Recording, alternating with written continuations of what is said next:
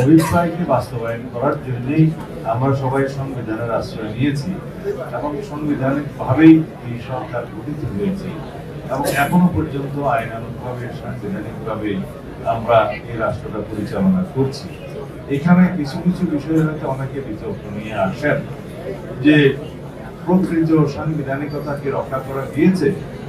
আমি সবসময় উত্তর দিয়েছি, যত কিছু আমরা 106 এর মধ্য দিয়ে সুপ্রিম কোর্টের অনুমতির মধ্য দিয়ে আমরা বৈধতা দেওয়ার চেষ্টা করেছি, তারপরেও কিছু কিছু বিষয় আমাদের কাছে এমন মনে হয় যে সংবিধানের কিছু কিছু ধারা বোধহয় অ্যাব্রোগেটেড হয়েছে, কিন্তু সেটার লেজিটিমেসি পরবর্তী পার্লামেন্টে অবশ্যই সরকারের কর্মকাণ্ডকে যখন বৈধতা দেওয়া হবে তখন সেটা সংবিধানের চতুর্থ তফসিলে ধারণ করে তাকে বৈধতা দেওয়া হবে, রেটিফিকেশন করা হবে।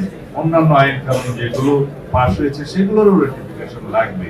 এই প্রক্রিয়ার মধ্য দিয়ে যদি কোনো রকমের কোনো ব্যত্যয় হয়ে থাকে সেই ব্যত্যয়গুলোকেও বৈধতা দেওয়া হয়ে থাকে। এটাই নিয়ম, এটাই আমাদের ঐতিহ্য এবং সাংবিধানিক ঐতিহ্য বাংলাদেশে এইভাবে রক্ষিত হয়েছে।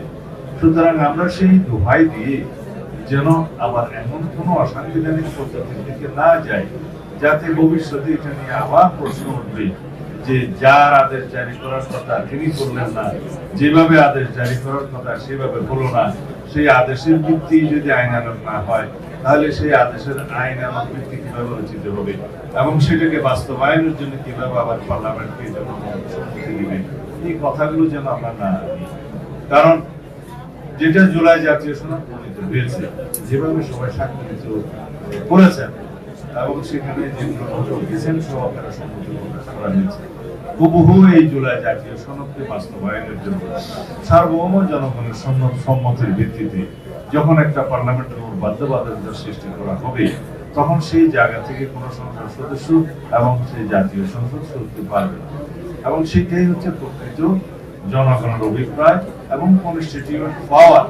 সেই জনগণের কনস্টিটিউশন পাওয়ারটা গণভোটের মাধ্যমে প্রকাশিত হবে বলেই সেই পার্লামেন্ট তার বাইরে যেতে পারবে না। এটা অপর নামই হচ্ছে এই কনস্টিটিউয়েন্ট পাওয়ার বা গাঠনিক ক্ষমতা জনগণের সার্বভৌমত্বের অধিকারী হিসাবে আর্টিকেল 7 অনুসারে।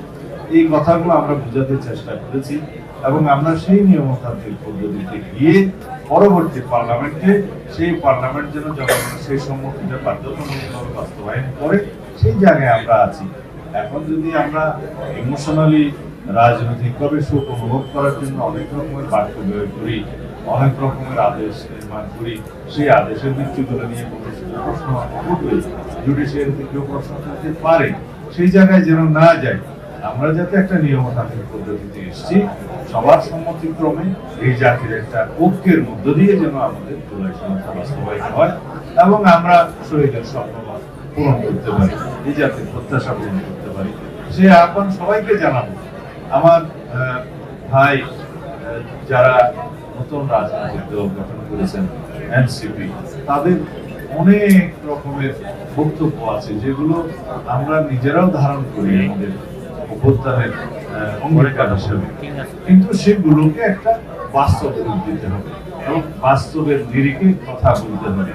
আমরা যেন এমন কোনো প্রস্তাব না দেই যাতে করে ভবিষ্যতে সেই প্রস্তাবগুলো, সেই আদেশগুলো প্রশ্নবিদ্ধ হয়, কেউ জুডিশিয়ারের কাছে নিয়ে যেতে চায় এবং সেইগুলোর মধ্যে দিয়ে যেন আমাদের এই টোটাল প্রক্রিয়াটাকে কেউ এক সময় অবৈধ বলে যেন আওয়াজ না দিতে পারে। সেই কথা আমি আজকের জন্য বলছি না, আগামী 5 বছরের জন্য বলছি না, আগামী 10 বছর পরে বা 15 বছর পরে যাতে এই প্রশ্নটা নিয়ে কেউ আদালত না যেতে পারে সেরকম একটা ভিত্তি আমাদের এখনই রচনা করতে হবে।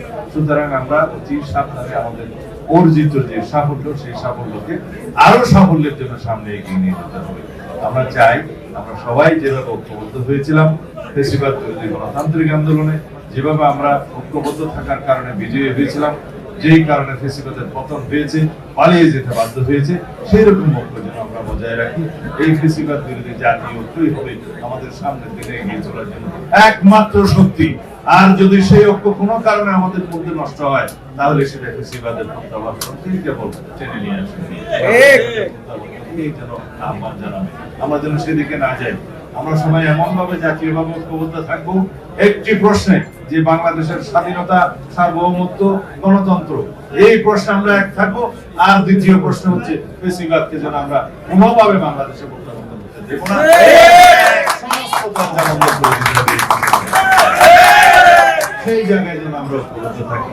আমাদের ইনশাআল্লাহ আগামী দিনে সেই বাংলাদেশ, শহীদের স্বপ্নের বাংলাদেশ প্রতিষ্ঠা করব, সেই অঙ্গীকার ব্যক্ত করে আমি বিদায় নিচ্ছি।